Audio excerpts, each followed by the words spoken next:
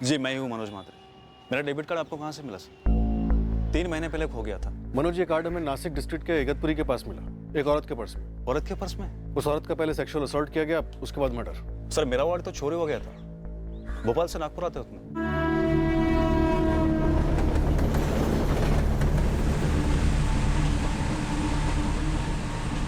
और जब सुबह मेरी नागपुर में नींद खुली तब जाकर मुझे पता चला कि मेरा तो वॉलेट ही गायब है। शुक्र है मेरे वॉलेट में सिर्फ बैंक के कार्ड्स थे जो उसे तुरंत मैं ब्लॉक कर सका। इस औरत को जानते हो? मैं कैसे जानूंगा सर, मेरा नासिक साइड में तो आना जाना हुआ ही नहीं कभी। हाँ, एक आध बार शिरडी और शनि शिंगणापुर जाकर आया हूँ दर्शन के लिए। पर दोनों केसेस में एक दो नहीं, कई चीजें कॉमन है विनीत। हाँ सर, इतना तो पक्का है। ये सीरियल किलर सेक्सुअल असॉल्ट और मर्डर करने के अलावा चालाक चोर भी है। पर चोरी पैसों की नहीं, पहचान की करता है। और गोवा के केस की तरह हमारे केस की भी विक्टिम की शिनाख्त नहीं हो पाई है। पूरे 3 दिन हो चुके हैं। सुधा, हमारे केस की विक्टिम नासिक या इगतपुरी के बाहर की हो सकती है। सर मैंने महाराष्ट्र स्टेट के सभी थानों में विक्टिम की फोटो और केस डिटेल भिजवा दी है। और सर अगर विक्टिम महाराष्ट्र के बाहर की है तो तलाश का दायरा काफी वाइड हो जाएगा।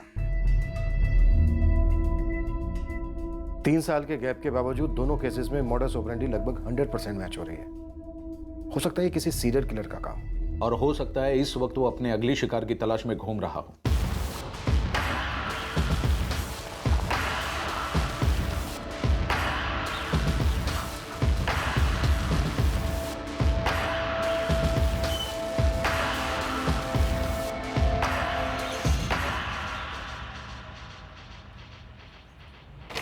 काफी एक्सपीरियंस है काम में। जगदीश माने? जी वो तो है, काफी टाइम से हूँ इस लाइन में। ये मास्क उतार सकते हो? चेहरा देखना है तुम्हारा। जी बिल्कुल। आपके यहाँ के सभी मजदूरों को भी ये मास्क पहन लेना चाहिए। इतनी धूल मिट्टी उड़ती है, फेफड़ों के लिए अच्छा नहीं है। तुमने मुंबई की साइट क्यों छोड़ी जगदीश? बिल्डिंग बन गई? नहीं जगदीश, मेरा मतलब है कि तुम मुंबई का काम छोड़ के पुणे क्यों चले आए? अब मुंबई में तो काम की कमी है नहीं। मैं मजदूरों को बहुत अच्छी तरीके से संभाल सकता हूँ अश्विन जी, लेकिन मुंबई की भीड़ और ट्रैफिक को संभाल ना पाया। मुझे ज्यादा शोर पसंद नहीं है। थोड़ी हरियाली हो, खामोशी हो, अच्छा लगता है।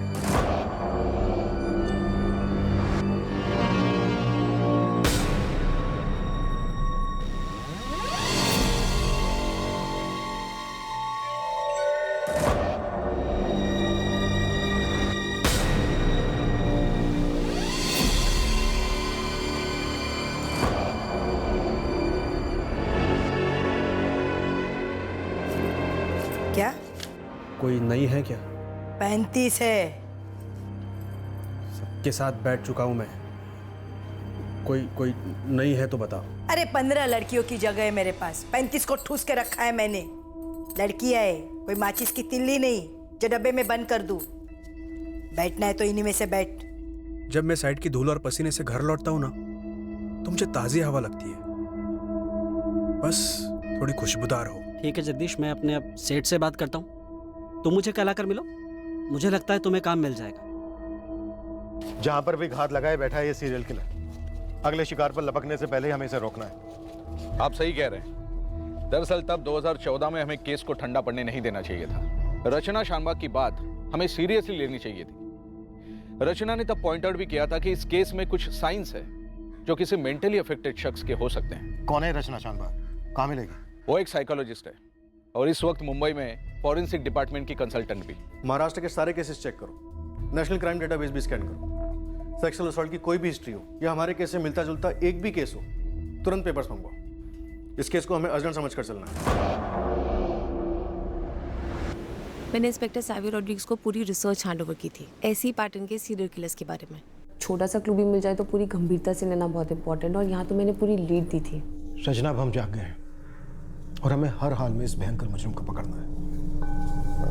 2014 में ये औरत मडगांव गोवा में, और अब 2017 में ये नासिक में, आपकी जुरिस्डिक्शन में। आई थिंक इन 3 साल दोनों ही केसेस में एल्काजोरॉन ड्रग्स, यानी कि वो दवाइयों का जानकार है।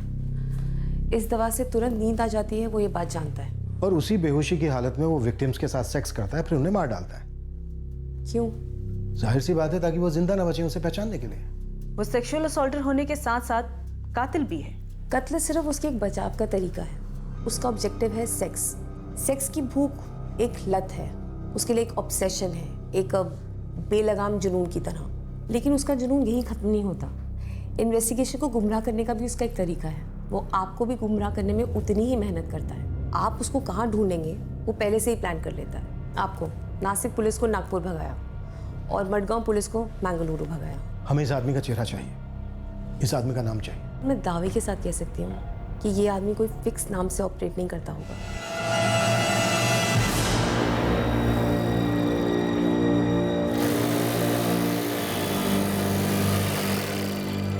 अच्छा काम कर रही हो तुम। सोच रहा हूँ मैनेजर साहब से बात करके तुम्हारी तनख्वाह बढ़ा दूं। Thank you Peter sir. Welcome.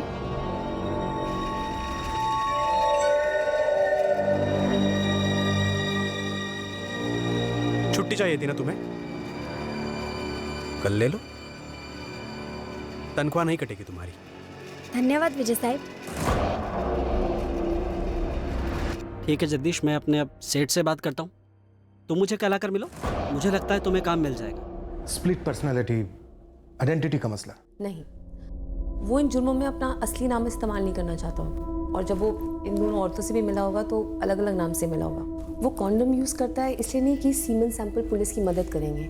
मेरे ख्याल से वो अपनी सेफ्टी के लिए करता है, ताकि उसे कोई इन्फेक्शन ना हो, कोई बीमारी ना हो सकता है कि उसे सफाई का, सेफ्टी का ऑब्सेशन हो। वो अपना उतना ही ख्याल रखता है जितना कि अपने विक्टिम्स का रखता है। आप विक्टिम की फ़ोटोज़ देखिए, विक्टिम के कपड़े फटे हुए नहीं हैं, ना ही इनकी बॉडी पे किसी स्ट्रगल के निशान हैं। सेक्सुअल एक्टिविटी हुई थी यह भी पोस्टमार्टम रिपोर्ट में पता चला है, लेकिन क्राइम सीन पर उसने कोई निशान नहीं छोड़ा है। वो पहले अपने विक्टिम्स को बेहोश करता है, फिर बहुत ही सावधानी से उनके कपड़े उतारता है, फिर उनके साथ सेक्स करता है, फिर उसके बाद उनका कत्ल करता है और फिर उतनी एहतियात के साथ उनके कपड़े उन्हें वापस पहनाता है। ये अपने विक्टिम्स को मरने के बाद भी ऐसे ही नहीं छोड़ता, उनको अच्छे से वापस कपड़े पहनाता है। तभी उसके विक्टिम्स आपको ऐसे मिलते हैं जैसे कि वो मानो आराम से सो रहे हैं। उसने दोनों मर्डर्स जंगल में किए, जहाँ लोगों का आना जाना ना के बराबर होता है। ऐसा किलर शायद पहले से ही तय करके रखता होगा कि किस दिन, कितने बजे, कौन से इलाके में उसको अपने विक्टिम को लेकर आना है। वो पूरे इलाके को बहुत अच्छे से स्टडी करता होगा, विक्टिम्स को किसी बहाने वहाँ पर लेकर जाता होगा। इगतपुरी के पास जंगलों में जहाँ पर आपको इस विक्टिम की लाश मिली, वहाँ पर कुछ मशहूर है। एक मंदिर है, इच्छापूर्ति मंदिर। मडगांव में भी कृष्ण मंदिर है, क्राइम सीन से थोड़ी ही दूर। तो शिकार को मंदिर ले जाने के बहाने वो जंगलों के रास्ते जाता होगा, और शायद शादी का भी झांसा वासा देता होगा। Who knows? मैंने मडगांव वाले केस में सारे पैटर्न स्टडी किए थे और अपनी रिपोर्ट फाइल की थी, और इस केस को साइनाइड किलर की केस स्टडी के साथ मैच किया था। Bus stop killer. Right. Cyanide killer mostly bus stop पे अपने शिकार को मारता था, और ये शख्स जंगलों में, वो भी एक जगह अपना शिकार नहीं करता था, अलग अलग शहरों में घूम कर करता था। और ये 2014 में मडगांव, 2017 में नासिक, और अब ये शख्स नासिक में नहीं मिलेगा। इस शख्स का चोरी करने के तरीके में भी एक पैटर्न है। ये अलग अलग जगहों से वॉलेट्स चुराता है और फिर उनके आईडीज इस्तेमाल करता है। मडगांव में मैंगलुरु के किसी आदमी का और नासिक में नागपुर के किसी आदमी का आईडी इस्तेमाल हुआ है। ये शख्स सिर्फ कत्ल करने के लिए सफ़र नहीं करता है, चोरी करने के लिए भी सफ़र करता है। वो शायद काफ़ी दूर दूर तक जाता होगा, चोरी के लिए भी अपना टारगेट काफ़ी सावधानी से चुनता होगा, शायद उनसे पहले दोस्ती भी करता हो, शायद इस बात को भी इंश्योर करता हो कि वो लोग उस शहर नहीं जा रहे जहाँ वो कत्ल प्लान कर रहा है। ये दोनों अनंत किनी और मनोज महात्रे, इन दोनों की वॉलेट्स चोरी करने में भी एक चीज़ नोटिस करने लायक है। इन दोनों की वॉलेट्स चोरी हुए हैं, सेलफोन्स नहीं, जबकि इन दोनों के सेलफोन्स चोरी करना भी उतना ही आसान होता। मतलब ये अपने साथ कोई ऐसी चीज नहीं रखना चाहता जिससे ट्रेस हो सके। बिल्कुल। तो फिर ऐसे शातिर को कोई चेहरा, कोई नाम कैसे दें? ये जो आपके दोनों विक्टिम्स हैं, ये निचले तबके से हैं। हो सकता है कि ये दिहाड़ी मजदूरी करते हों या फिर अपने परिवार से दूर रहते हों, इसीलिए इनकी मिसिंग कंप्लेंट आज तक अब तक नहीं पहुंची। या ये भी हो सकता है कि इनके आगे पीछे कोई ना हो, इसलिए इनके परिवारों में कोई भौचाल नहीं आया। ये शख्स या तो ये इसी तबके का है या फिर इस तबके के लोगों के साथ काम करता है, उनके कॉन्टैक्ट में है, जहाँ पर ये इन लोगों को स्पॉट करता है और फिर उनसे दोस्ती करता है। उसके अंदर कोई तो ऐसी क्वालिटी है, कोई तो ऐसी पार है जिससे वो औरतों को कंफर्टेबल फील करवाता है, या फिर यूँ कहिए उन्हें फंसाता है।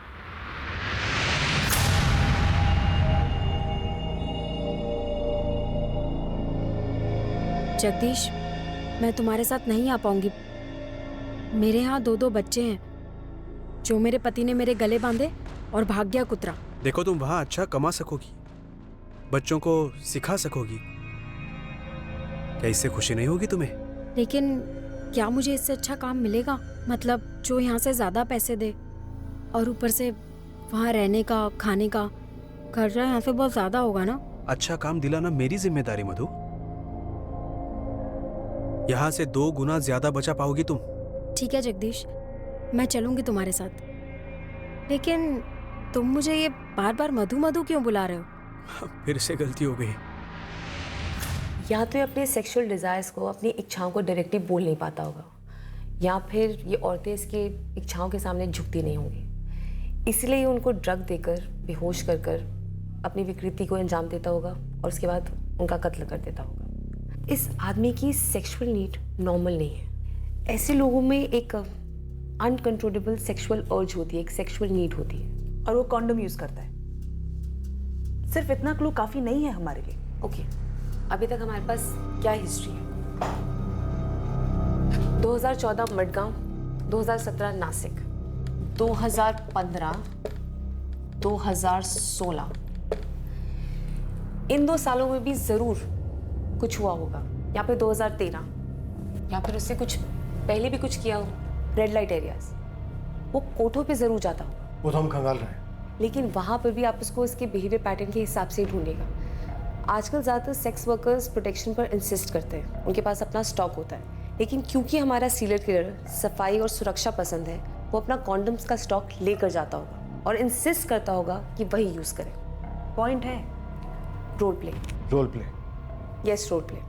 हो सकता है कि वो इन औरतों के लिए डेस्परेट हो, उनके लिए तड़पता हो, इन्हें पाना चाहता हो, इनके साथ सोना चाहता हो, लेकिन ये औरतें उसके सामने झुकी ना हो। और क्योंकि वो डेस्परेट है, सनकी है, वो इन सेक्स वर्कर्स से रोल प्ले करवाता होगा ताकि वो औरतें बन जाएं जिसके लिए वो डेस्परेट है। तो शायद इन सेक्स वर्कर्स को वो उस नाम से बुलाता होगा जिन औरतों के साथ वो सेक्स करना चाहता होगा। Quite possible. वो अपनी सारी फैंटेसीज इन सेक्स वर्कर्स के द्वारा पूरी करता होगा।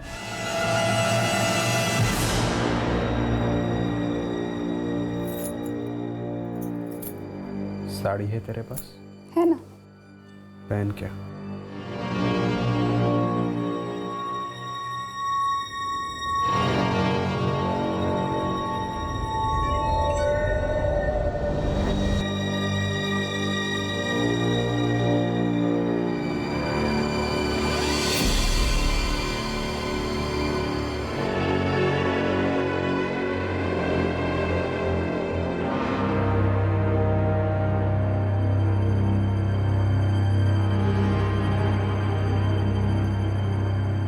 मधु,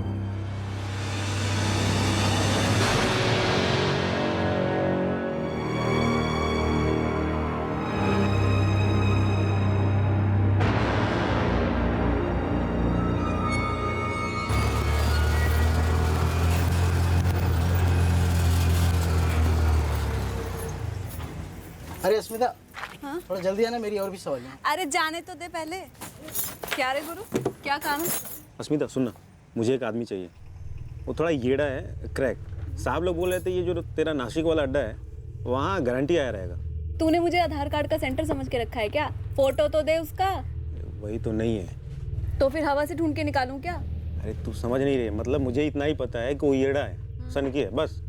हमारे पास जो आधे से ज्यादा आते हैं ना, वो येड़े और सनकी होते हैं। ये अलग टाइप का येड़ा है, मतलब अपना कॉन्डम साथ लेकर आता होगा।